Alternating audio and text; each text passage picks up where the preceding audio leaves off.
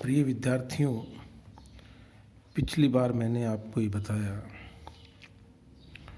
कि एक बड़ी द्रव की बूंद को जब छोटी बूंदों में विभक्त किया जाता है तो किस प्रकार पृष्ठ ऊर्जा का परिवर्तन होता है, और उसके उलट यदि n छोटी बूंदों को आपस में मिलाकर बड़ी बूंद का निर्माण किया जाए तो उसका क्या प्रभाव पड़ता है। इससे संबंधित एक साधारण सा न्यूमेरिकल मैं आपको बताता हूँ। जब बूंद के स्थान पर हम साबुन के बुलबुले का इस्तेमाल करें, उसी प्रयोग को, उसी प्रश्न को बुलबुले के लिए पूछें तो आप देखेंगे कि बुलबुले में दो मुक्त पृष्ठ होते हैं। बूंद में केवल एक मुक्त पृष्ठ जो उसका बाहरी सतह होती है वो होती है। बुलबुले में अंदर और बाहर दो मुक्त पृष्ठ होते हैं। तो अगर उसी प्रश्न को एक साबुन के बुलबुले के लिए दोहराया जाए, जैसे a soap bubble of radius capital R is blown up to radius 2R, determine the work done if surface tension of the soap solution is S। यानी R त्रिज्या के एक साबुन के बुलबुले को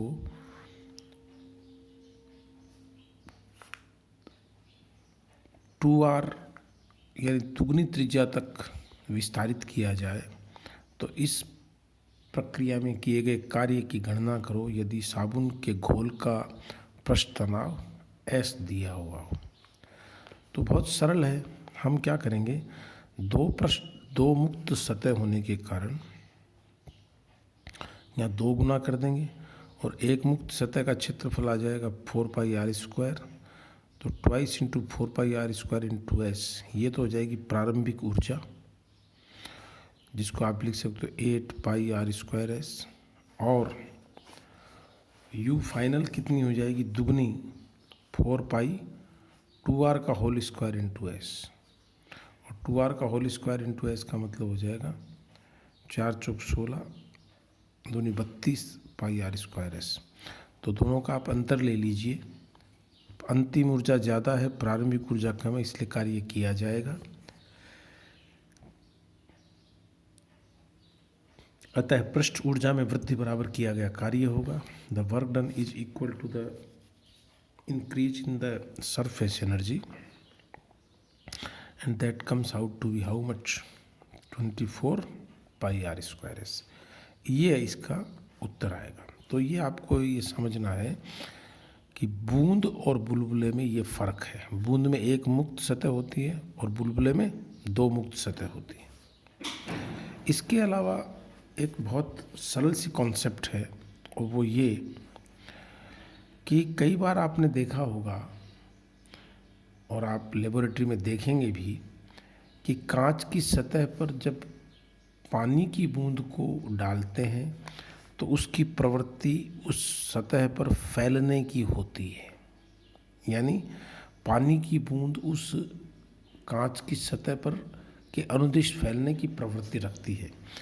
जबकि अगर पारे की बूंद को डालें, if you put a drop of mercury on the surface of glass, then you will find कि वो बूंद उस सतह पर फैलने की प्रवृत्ति न रख करके उससे दूर हटने की प्रवृत्ति रखती है, कांच से दूर हटने की प्रवृत्ति रखती है।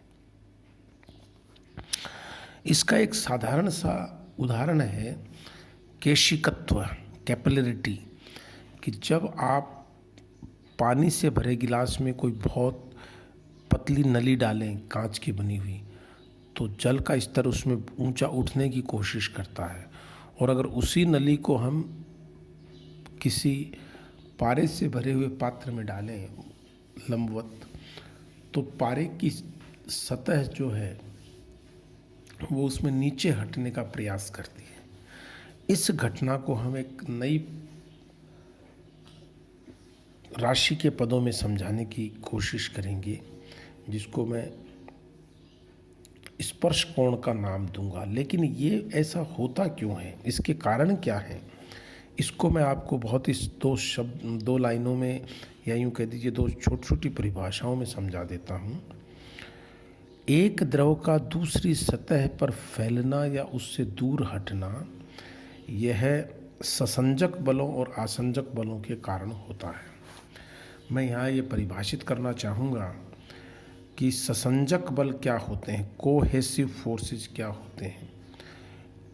एक समान परमाणुओं या अणुओं के मध्य लगने वाले जो अंतराण्विक बल हैं उनको हम ससंजक बल कहते हैं। The inter atomic forces between similar atoms is defined as interatomic force between similar atoms is defined as cohesive force। एक ही प्रकार के परमाणुओं के मध्य लगने वाले जो बल हैं, जैसे या परमाणुओं के मध्य लगने वाले अंतराण्विक बलों को हम ससंजक बल कहते हैं। जैसे पानी के अणु का पानी के अणु के साथ, मरकरी के अणु का मरकरी के अणु के साथ, कांच के अणु का कांच के अणु के साथ, जो आपस में अंतराण्विक बल है जिसके कारण वो पदार्थ हमें एक निश्चित आकार में दिखाई देता है, चाहे वो द्रव अवस्था हो चाहे वो गैसीय अवस्था हो, वो बल जो उसको बांधे रखता है, समान अणु या परमाणुओं को बांधे रखने वाला विद्युत चुंबकीय बल ससंजक बल कहलाता है। जबकि अलग अलग प्रकार के अणुओं को बांधे रखने वाला जो बल है, जैसे पारे के परमाणु कांच के साथ क्या इंटरेक्शन करते हैं, जल के अणु कांच के साथ क्या इंटरेक्शन करते हैं, ये जो बल है उसको हम आसंजक या एडहेसिव फोर्स कहते हैं। इन दोनों के तुलनात्मक प्रबलता के कारण ही ये घटनाएं उत्पन्न होती हैं कि एक द्रव एक खास तरह के ठोस से दूर हटने का प्रयास करता है, जबकि दूसरा द्रव उसके ऊपर फैलने की प्रवृत्ति रखता है। इसका एक बहुत मज़ेदार उदाहरण जो आप किसी से भी चर्चा कर सकते हैं, प्रश्न भी आता है कि जैसे तेल को अगर आप पानी के ऊपर डालते हो तो वो उसमें फिल्म के रूप में वो उसके ऊपर फैलने की कोशिश करता है, जबकि तेल के ऊपर अगर आप तेल के पात्र में पानी डालोगे तो वो बूंदों के रूप में रहने की कोशिश करेगा। इस गुण का जो उपयोग है वो मलेरिया के लार्वा को मारने में किया जाता है। कई बच्चे समझते हैं कि मलेरिया के मच्छरों का जो लार्वा है वो तेल के कारण मरता है, ऐसा नहीं है। आप सब जानते हो कि मलेरिया के मच्छर जो हैं वो या कोई भी मच्छर अपना लार्वा सामान्यतः पानी की सतह पर देता है। अब अगर आपने कुछ बूंदें वहाँ तेल की डाल दी या थोड़ा बहुत ऑयल उस पर डाल दिया तो वो इस गुण के कारण उस सतह पर फैल जाएगा, और फैलने से लार्वा को जो ऑक्सीजन चाहिए उसकी सप्लाई बंद हो जाएगी, और इसके कारण से मलेरिया का लार्वा जो है, मच्छर का लार्वा, वो समाप्त हो जाता है। तो ये भी एक भौतिक शास्त्र की घटना ही है जिसके कारण हम तेल का उपयोग करके मच्छर के लार्वा को समाप्त करते हैं। अब मैं आपको ये बताऊंगा कि इस गुण को कहते क्या हैं। इस गुण को हम कहते हैं स्पर्श कोण, एंगल ऑफ कांटेक्ट। तो मैं अब आपको एंगल ऑफ कांटेक्ट की परिभाषा देता हूं और उसके पश्चात हम इससे संबंधित गुणों का अध्ययन करेंगे। ये देखिए, एंगल ऑफ कांटेक्ट या स्पर्श कोण। जैसे मैंने ये उदाहरण के तौर पर, ये कांच की प्लेट है, ये एक द्रव की बूंद है, आप समझ गए होंगे ये पारे की बूंद है और ये पानी की बूंद है।